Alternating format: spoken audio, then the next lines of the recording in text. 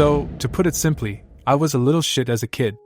I used to steal from stores and family, swear and throw things at random people walking down the street, was smoking from the age of 12 and didn't give a crap about anyone but my friends.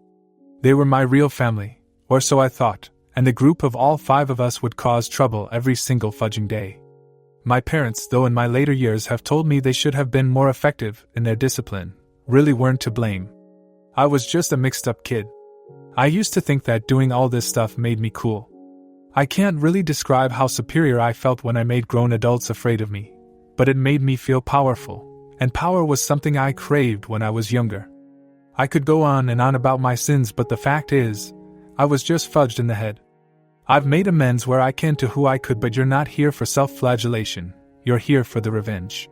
So long story short, when I was 16, my parents finally had enough, and despite all my tantrums and screaming and even some physical violence against my dad, they decided to put me in a school for troubled youth. I call it a school, but what it really was a military institution that taught discipline in the most brutally effective ways while throwing in some literacy and numeracy classes along the way. Without going into too much detail, I'll say that this school changed me. While aggressive, violent, cocky and near homicidal when I was first dumped on their doorstep, the men who ran this camp broke me down. I was there for just over a year. No phone calls, no visits home, no access to the outside world. For 1 whole year, I had this camp and these counselors, these real-life hard-ass men teach me just how much of a crap stain I really was. By the end of my second summer, I was a changed kid. I had fought and screamed and gotten my ass kicked more times than I can count, but eventually, I was beaten down. These men taught me that real men simply don't act the way I did, and that the type of path I was headed down would lead me either in jail or dead. They were brutally honest about it, especially this one counselor, Jay. By the end of my stay, I considered Jay a second father. Though I hated him at first for making me feel inferior, he really did me a favor teaching me how toxic my behavior was, and to this day I still think of him as something of a hero. He was the main person who deemed me ready to return home. But the backstory is getting really long, so let's get to the real story. When I returned home, I had changed from an abusive little a-hole to a somewhat civilized young man, ready to take on my last year of high school. I was nervous to go back, since I had adapted to the disciplinary school lifestyle, but I was also excited. I missed my friends, and hoped they would just accept me back despite the fact that I hadn't spoken to any of them in over a year. And to my relief, I was accepted back with open arms. One of my closest friends had moved states since I'd been away, but the other 3 were ecstatic to see me. Over the next few weeks I settled down. I didn't spend a lot of time with them outside of school. My parents were kind of testing how much I'd matured since returning, and were setting boundaries on when I could go out, how long I could stay out, and where I could go, etc. I was determined to prove to them I wasn't the same fuck-up that had ruined their lives all those years, so I followed their rules, and so only really talked to my friends during school. All of this is relevant, because of what happened next.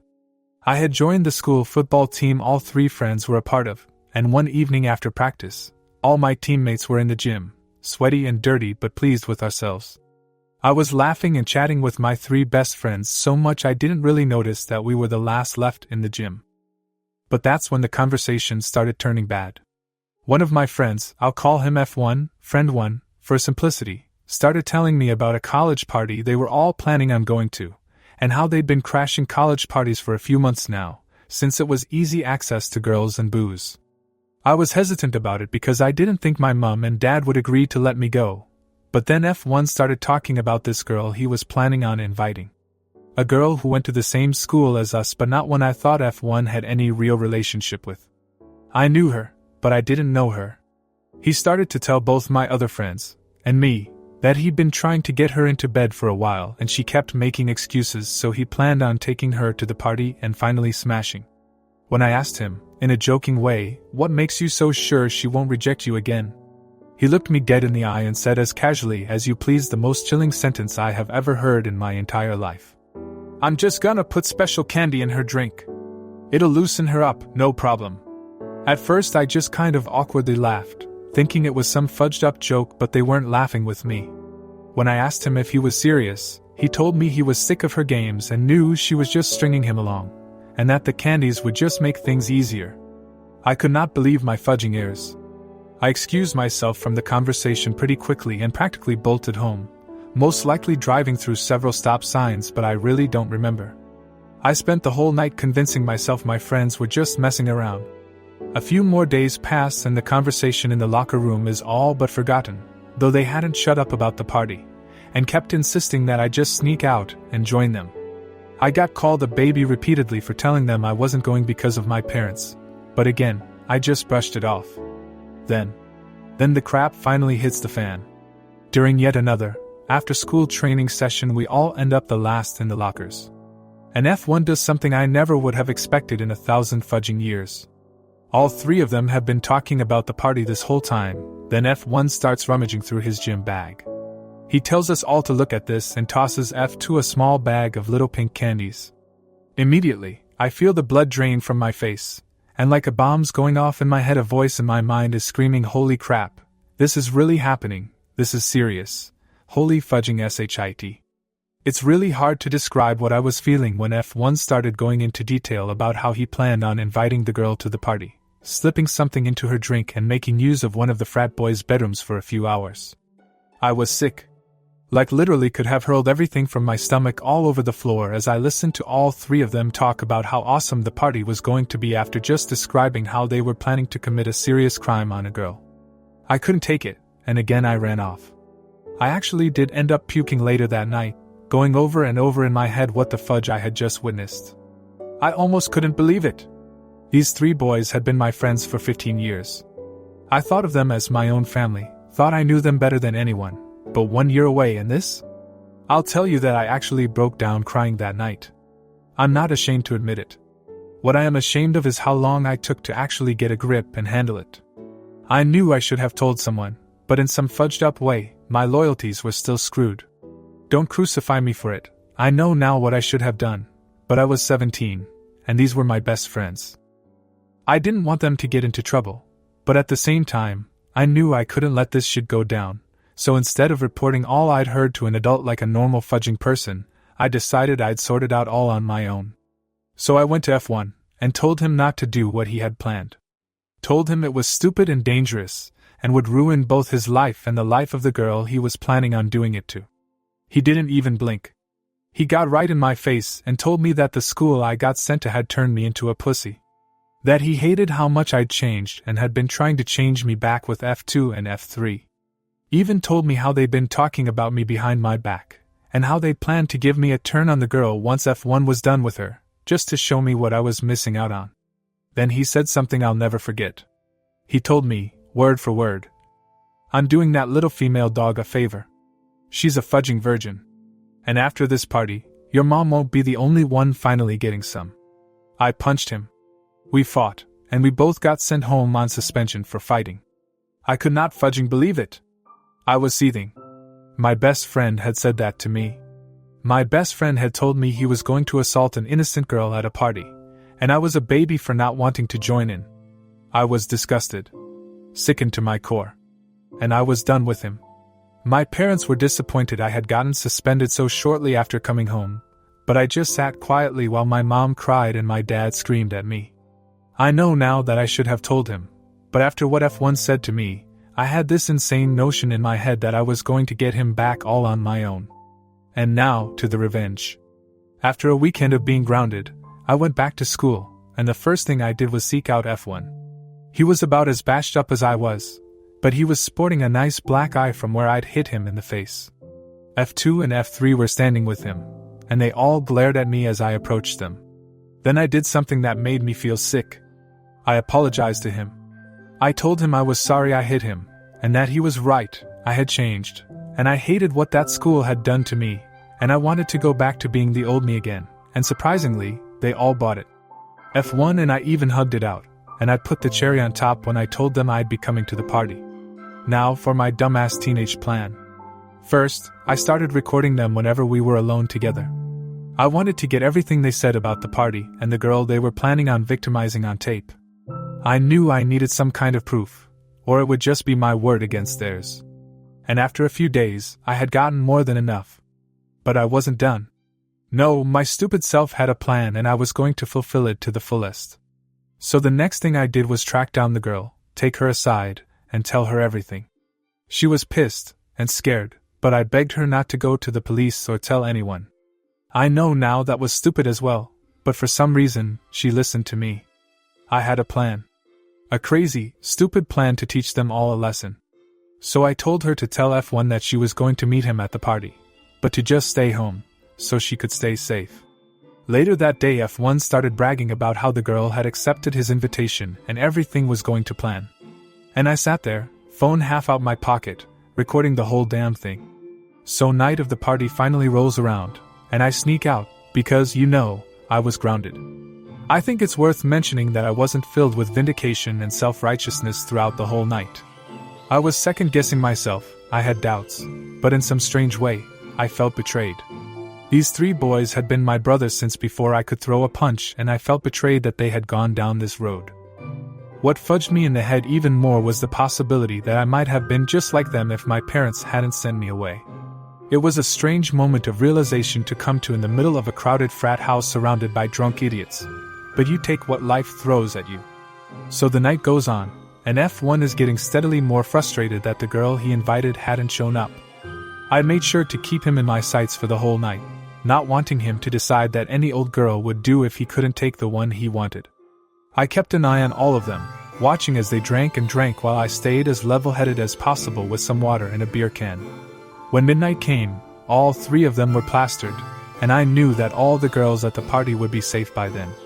By this time the crowd was dying down, and a few people who couldn't hold their liquor were already passed out around the house. And now was my time to shine. While all 3 of them were occupied with a drinking game, I hunted in F1's bag and found the bag of little pink pills. Here's where I did something I'm not particularly proud of, but I'll tell you anyway. I slipped 1 pill into 3 beers each and handed them to my friends, and then waited. It didn't take long before all 3 were passed out on the floor, along with quite a few other party guests. I then took out a black permanent marker pen from my bag and wrote Grape Enjoyer on all 3 of their foreheads, took pictures and immediately uploaded them to our school's Facebook page, so everyone who attended our school would see.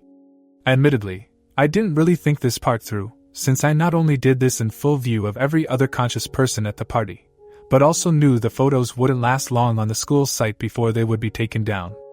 But since it was a small school, in a small town, I didn't doubt that a whole bunch of people would see it before a teacher removed the photos, and that's exactly what I wanted. Next came the recordings. When I got home, I got a verbal bludgeoning from my parents for sneaking out, but they stopped when I finally told them what had been happening. They were both shocked, and a little disbelieving, but when I played them both the recordings I'd saved on my phone, they were just as sickened as I was. I was silent in the car as my dad drove me to the police station, receiving a lecture about how I should have just come to him in the first place, and what I'd done at the party wasn't necessary. But I felt like it was at the time. My phone had already blown up with other students commenting on the pictures of my 3 ex-friends with rapists written on their foreheads. And while a lot just laughed at them, many were questioning if there was any truth to it. It was what I wanted. I wanted everyone to know who they really were, so they had nowhere to hide. The hours at the police station were admittedly very scary.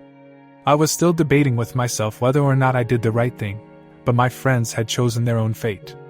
I still felt hurt and betrayed they'd allowed themselves to become this way, and even though I felt a little guilt for potentially ruining their future, I did what I thought had to be done. And long story short, the recordings were enough to get them all on charges of planning to commit a crime. Since the girl F1 had been planning on drugging had been named, her parents were understandably furious, and demanded all 3 of my ex-friends be arrested. I would have been too, were it not for the girl telling her parents, and the courts, that I had warned her to stay away from F1 and the party. I was charged for my use of an illegal substance, since I admitted to using the candies on my 3 ex-friends, and also for battery, since the permanent marker was seen as a form of assault, but luckily I never got jail time. I did get a boatload of community service though. All 3 of them were tried as adults in a case of attempted rapes, but only F1 got actual jail time, since he was the one who'd gotten the pills and was the only one who admitted to wanting to use them. The other 2 only got probation and community service for being accessories but were completely shunned in our town. No one ever let them forget. I was prepared for the backlash, ready to be jumped by them or something, but strangely enough, I think seeing F1 go to jail for what he did knocked some sense into the two of them, and they wised up enough to actually get into college without football scholarships, since they were both kicked off the team. They never came anywhere near me again, which surprised me, but I no longer cared. In my mind, my friends were dead to me long before all of this went down, and by the time I moved away to college, it was all behind me. I'm in my final year of college now, and I still think about those three sometimes. I think about how, if my parents hadn't sent me to that special school, I may have ended up just like them. Oddly enough, I do miss them at times, but I know it's the memory of the kids I miss, not the men they turned into. I've thanked my parents continuously for sending me to that place, and even got some approval from Jay when I felt man enough to tell him what happened. I don't know what will happen to F1 when he gets out of jail, but a part of me hopes he learns his lesson and moves on with his life, like I have. Jay called me a few days ago, just to check up, and I told him this whole story, which is kind of why I'm now telling the internet. I guess the moral is to stand up to your friends when you know they're doing wrong, but maybe not in the stupid way I did it. Always involve others more qualified to deal with situations you're not sure about. Even if you're a headstrong, stubborn as fuck teenager who thinks you know everything. Update: wow. I did not expect to get this much support over all this. Thanks for the kind words. And sorry I haven't answered so many questions, but school has been harsh, so I'll try to answer as many as I can. 1. To all of you asking if the girl in the story and I became friends, well, sadly, no. We talked a lot during the court case and after, but we never really developed a friendship. I think we were both too embarrassed over everything, so we just went our separate ways and remained civil in school. 2. For everyone questioning why I sound British, all I can say is wow. I'm used to people picking up on it in person, but not through writing. Some of you guys must be secret geniuses. My father is British. His whole family lives over there and we visit a lot. And his family is about as British as they come. And a little piece of side information, I was actually born in Britain, 6 weeks premature, but I was raised in America. 3. For everyone asking about Jay, well, he's great. A great man who's gone through a lot in his life too. He lost his son to drugs, which is why I kind of think he made it his job to look out for boys like me, just to make sure no other parent goes through what he did.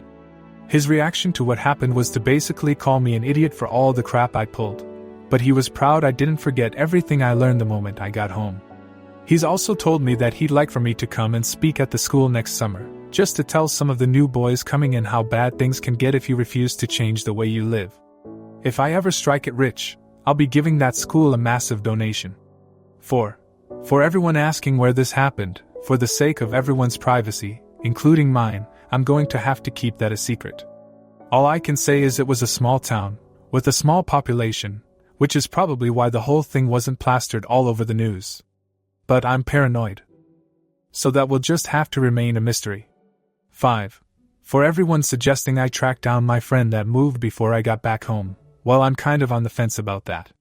Call me a coward, but I think I'd prefer to remember him as my childhood friend, without all the memories being tainted the way they are with all the others. If I went looking, I might not like what I find, and even though it's possible he changed too after being removed from such a toxic environment, I just don't know. I guess I'd rather live with the ambiguity. 6. For those of you wondering what I would have done in the situation if I'd never gone to that school, well, for obvious reasons, I can't really answer you. I'd like to think I would have stood up to them all the same, but my mind was seriously twisted back then, so I'd prefer not to think about that. 7. For everyone questioning what I'm doing now, I'm studying aerospace engineering. I love planes, and through my course, I've gotten to tour the underbelly of both planes and even some aircrafts that have been in space. I don't want to sound like a dork, but seeing all those components fit together, and actually knowing how it all works and what everything's called and how to identify everything, is seriously epic. I just hope I pass the course with a good enough grade to make a career out of it.